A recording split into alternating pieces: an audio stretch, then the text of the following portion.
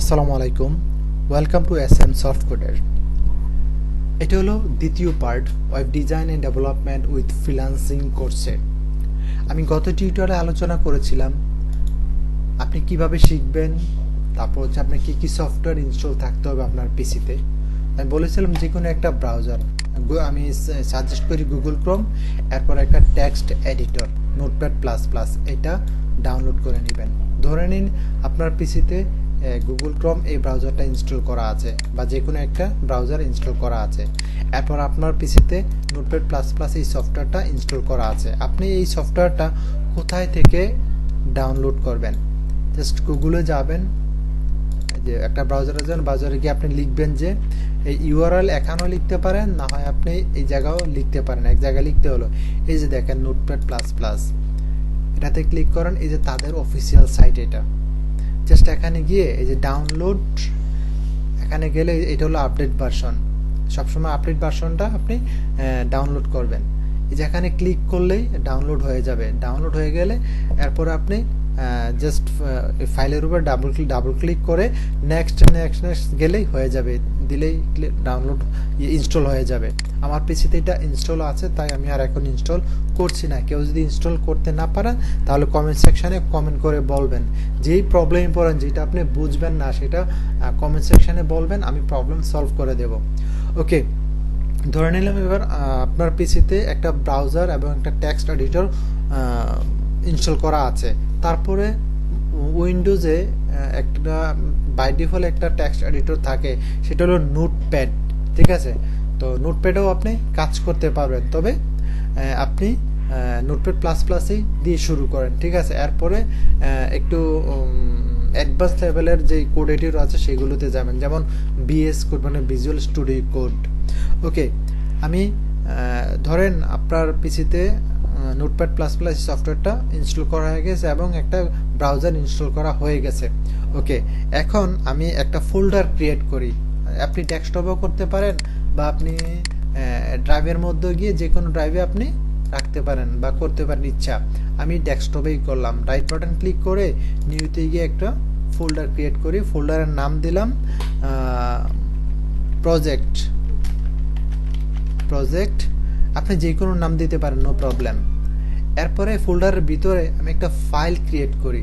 Right button click করে নিউতে গিয়ে text document, এরপরে আমি জাস্ট নাম দিলাম index.html। এই যেহেতু আমি প্রথম HTML নিয়ে কাজ করব, টিউটোরিয়াল তৈরি করব, এই কারণে আমি HTML ফাইল ক্রিয়েট করলাম। এই যে দেখেন .html, এটা আপনার দিতেই হবে, কারণ হচ্ছে এটা হলো এক্সটেনশন। আর ইন্ডেক্সের জায়গায় আপনি যে কোনো নাম দিতে পারেন। এখন ইন্ডেক্স কেন দিলাম বা অন্য নাম কেন দিলাম না, এইগুলো নিয়ে পরে আলোচনা করব। ওকে, এবার আমি ইএসএ দিলাম, দেওয়ার পরে এখন আমি এটাকে রাইট বাটন ক্লিক করে ওপেন করি edit with Notepad plus plus, যে সফটওয়্যারটা আমি ইনস্টল করেছিলাম। ঠিক আছে, বা আপনার পিসিতে যে সফটওয়্যারটা ইনস্টল আছে এটা আপনি করে দিবেন, দেখিয়ে দিবেন। এই যে দেখেন নোটপ্যাড প্লাস প্লাস এই টেক্সট এডিটরটা ওপেন হয়ে গেল। এখন আপনি এখানে লিখতে পারবেন। এরপর আপনি যে শুধু ওইভাবে আপনি এখানে ফোল্ডার ক্রিয়েট করে ফাইল রাইট বাটন ক্লিক করে নিউতে গিয়ে এইভাবে করলেন, এভাবেও করতে পারেন। বা আপনি ধরেন আপনি নোটপ্যাড প্লাস প্লাস এই যে এটা যে ইনস্টল করা আছে এটাতে ক্লিক করলাম, ক্লিক করে আপনি ফাইলে গিয়ে ধরেন আপনি নিউতে গিয়েও এভাবে করতে পারেন। ধরেন আমি এটাকে ফাইলে গিয়ে সেভ করি, সেভ অ্যাজ। এখন এই যে এখানে অন্য নাম দিতে পারে, index.html বা project.html, যে কোনো নাম দিতে পারে। তার মানে এইভাবেও আমরা ফাইল ক্রিয়েট করতে পারি।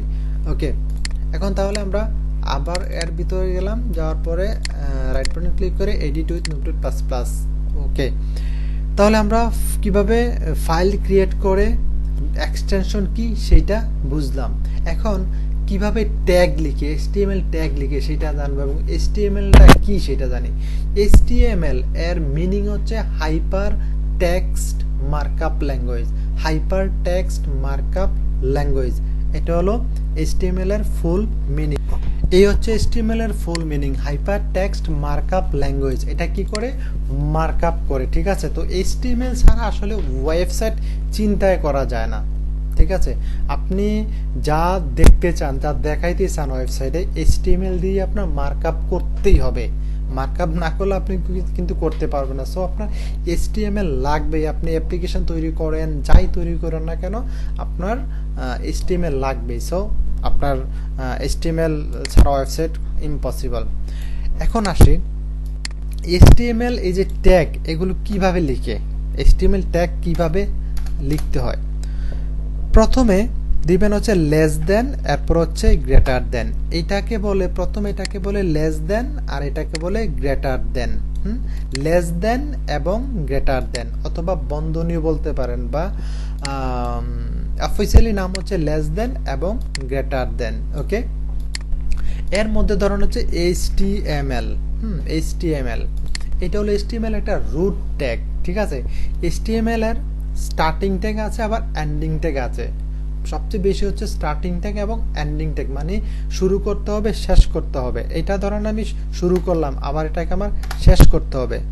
জাস্ট HTML, এই যে দেখেন একটা ফরওয়ার্ড স্ল্যাশ দিয়ে আমি এটাকে ক্লোজ করে নিলাম, তার মানে এখানে আমি ক্লিক করলে এটাকে সে মার্ক করে নিচ্ছে। এখন আমি যদি দেখেন এটা ফেলে দিলাম, এখন কি এটাকে মার্ক করছে? দেখেন আমি এখানে ক্লিক করলাম, এটাকে মার্ক করে না, তার মানে আমার ক্লোজ করতেই হবে। ওকে, এইভাবে। তো এরকম অসংখ্য HTML ট্যাগ আছে। জাস্ট ট্যাগ কিভাবে লিখে সেইটা আমি দেখাইলাম।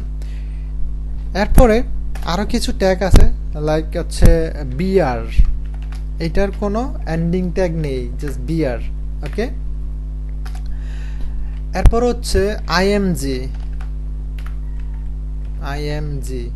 ইমেজ, ঠিক আছে, ইমেজ নিয়ে আসার জন্য।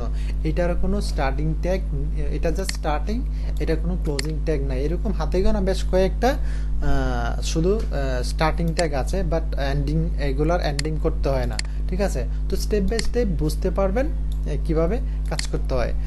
তো যাই হোক, ভিডিওটা লম্বা হয়ে যায়, ছোট ছোট ভিডিও করলে আপনাদের দেখতেও ভালো লাগে। তো নেক্সট টিউটোরিয়ালে আমি একটা ছোট প্রোগ্রাম করব।